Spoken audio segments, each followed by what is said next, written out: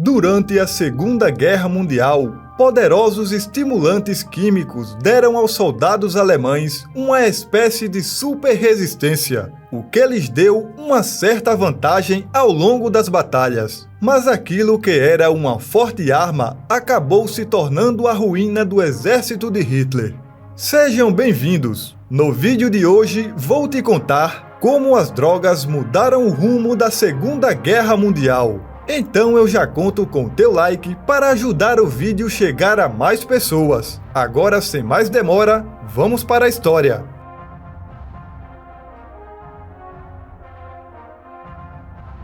Não há dúvida sobre o uso de grandes quantidades de estimulantes pelas forças japonesas, americanas e britânicas durante a Segunda Guerra Mundial. Mas a tendência foi estabelecida pelos alemães durante as fases iniciais da guerra, muito antes de outros se juntarem ao movimento. Enquanto a ideologia dos alemães era fundamentalmente antidrogas e o uso social de estimulantes na Alemanha nazista era considerado um sinal de fraqueza individual e decadência moral de toda a sociedade, eles abusavam desses estimulantes nas forças armadas. A propaganda alemã promovia o uso como um privilégio oferecido apenas aos soldados, enquanto outros estimulantes eram proibidos ou desencorajados. O cristal foi apresentado como um produto milagroso quando apareceu no mercado no final da década de 1930.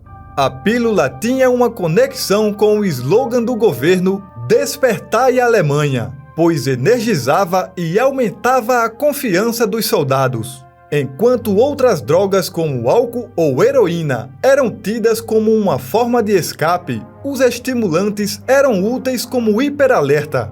Hitler declarou: "Não precisamos de pessoas fracas, queremos apenas as fortes." E assim o abuso da velocidade passou a ser sinônimo de ser forte e ficar cada vez mais forte.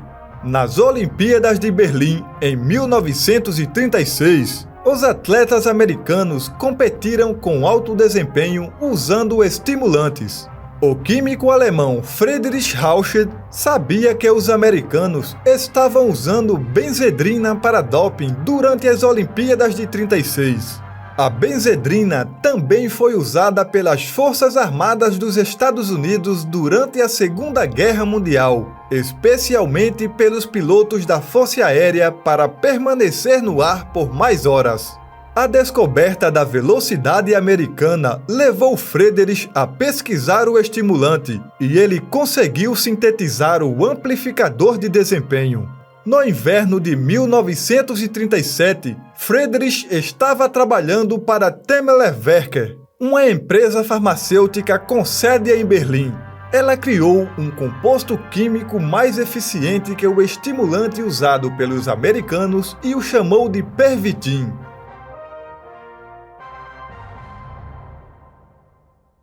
Graças à campanha publicitária agressiva da empresa, o Pervitin tornou-se conhecido em poucos meses. Os comprimidos eram muito populares e podiam ser comprados sem receita médica. Mas o uso mais importante desse estimulante ainda estava por vir.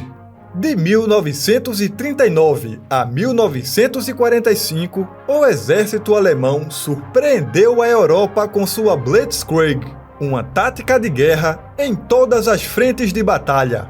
Embora o sucesso acadêmico-militar dos alemães neste período tenha sido atribuído à sua superioridade tecnológica, otimização e estratégias inovadoras, havia mais do que isso. Não tinha nada ao acaso. Tudo foi meticulosamente calculado de forma precisa, desde o peso das armas de fogo até o momento da ofensiva, bem como quando e como abusar de estimulantes para melhorar o desempenho. Durante a guerra, os alemães consumiram muito Pervitin, produzindo mais energia e reduzindo as necessidades de sono e a fome. Também foi atribuído ao Pervitin despertar grande entusiasmo e fez os soldados acreditarem que a propaganda nazista era tudo perfeito. Pervitin era legalizado na Alemanha até 1941 e até então foi amplamente divulgado em todo o país. Àquela altura, boa parte da nação já dependia do estimulante. A população recebeu a substância energizante de braços abertos. O estimulante não era apenas popular entre o povo. O próprio Adolf Hitler foi apresentado ao estimulante por seu médico Theodor Morel. Testes foram feitos em estudantes e Otto Ranker, diretor do Instituto de Fisiologia Geral e de Defesa da Academia de Medicina Militar de Berlim, sugeriu que o Pervitin e seus compostos poderiam melhorar o desempenho dos soldados.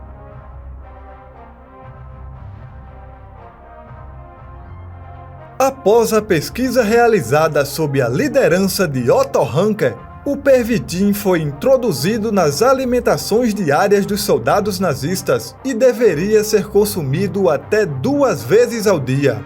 O estimulante logo começou a mostrar seus efeitos. Os soldados agiam sem medo e ficavam ainda mais exaltados mesmo nas situações em que estavam doentes. O objetivo de Otto Ranker de derrotar o inimigo com soldados quimicamente aprimorados agora era uma realidade. Os soldados caminhavam até 60 quilômetros e trabalhavam sem parar por 3 dias sem dormir. Esta foi a maior ajuda na invasão da Polônia em 1939, a Blitzkrieg, criada através das Ardenas Francesas em 1940 e a Campanha dos Balcãs de 1941, onde os alemães lutaram incessantemente por 11 dias. Otto Ranker estava maravilhado com o sucesso de sua pequena descoberta e também se tornou um usuário do estimulante. Antes de desempenhar um papel crucial na invasão da Polônia, o estimulante foi testado pelos oficiais médicos da Wehrmacht. Eles ordenaram que soldados da 3ª Divisão de Tanques a tomassem durante a ocupação da Tchecoslováquia em 1938. O sucesso lá abriu caminho para o uso militar generalizado na invasão da Polônia, que causou a morte de mais de 100 mil soldados poloneses. Este foi o momento em que surgiu o termo Blitzkrieg, ou Guerra Relâmpago. Estar em alta velocidade permitiu que os soldados alemães enfatizassem a pressa e a surpresa para pegar o inimigo desprevenido e arrasá-los. O Pervitin eliminou o que diferencia os humanos das máquinas. A necessidade de descansar, dormir e comer era algo do passado, e nada estava diminuindo enquanto tanques e companhias de homens marchavam juntos em um ritmo implacável para ganhar toda a Europa. No entanto, o Pervitin não foi um milagre e teve suas consequências. Nada no universo era tão bom quanto o Pervitin estava prometendo ser para a Alemanha de Hitler. O estimulante, obviamente, teve seus efeitos colaterais. Os primeiros relatórios encontrados em arquivos mencionam efeitos adversos como exaustão, dor no coração e problemas de circulação. Isso instigou um estudo mais aprofundado liderado por Leonardo Conti, que, entre outros, logo fez soar os alarmes sobre o risco do Pervitin, e isso levou à sua regulamentação e proibição em 1941. O estimulante agora estava disponível apenas por receita médica, mas não impediu sua venda desenfreada. Toda a Alemanha estava viciada em Pervitin. Ironicamente, o próprio Hitler era fortemente viciado. Os oficiais sabiam que o Pervitin trazia efeitos colaterais e riscos de dependência. No entanto, mesmo quando os soldados estavam morrendo por insuficiência cardíaca ou tirando a própria vida por causa das fases psicóticas, os amplificadores continuaram a abastecer o país até o fim da guerra. A Blitzkrieg dependia da velocidade para avançar com tropas de tanques dia e noite. A maior desvantagem do estimulante era a dependência. A escassez e a retirada do medicamento causaram problemas médicos nas fileiras alemãs.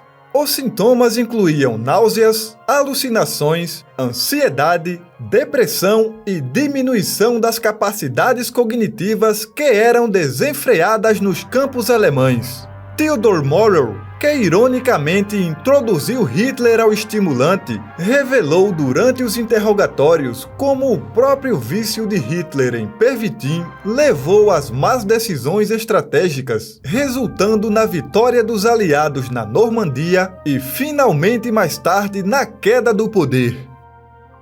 Os estimulantes milagrosos brilharam intensamente durante os primeiros anos da guerra, mas também saíram pela culatra e se tornaram uma das razões do declínio de Adolf Hitler.